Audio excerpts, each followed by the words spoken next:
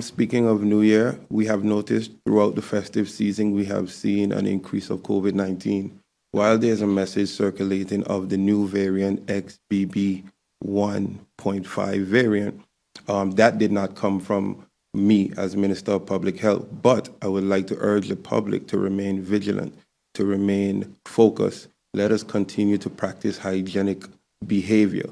Let us remember, if you see anyone exhibiting flu-like symptoms, please maintain your distance. Take the proper measures to protect yourself and your loved ones. We do not want in 2023 to revert back to any of the actions that were taken.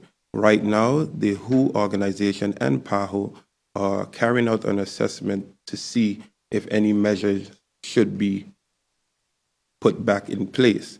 As Minister of Public Health, I have always handled COVID-19 different. I have not measured it by, well, towards the end, have not measured it by the amount of cases, but by the hospitalization.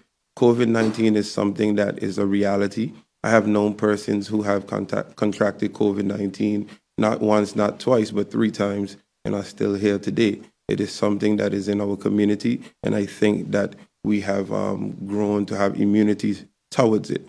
At this moment, unfortunately, there are 3 persons hospitalized in St.Maarten Medical Center due to COVID-19, and I will always say that is 3 too much.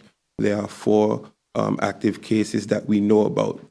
Realistically, I'm pretty sure that there's more on the island, but if they are not hospitalized, if they have not come forward, that means that persons are dealing with it within the right manner, which is stay at home, stay isolated, just for about 3 to 5 days until you have no symptoms, and then you can be free to return to work or be back out.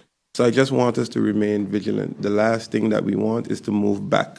It's a forward trajectory for 2023. I will keep you updated as Minister of Public Health on the situation of COVID-19.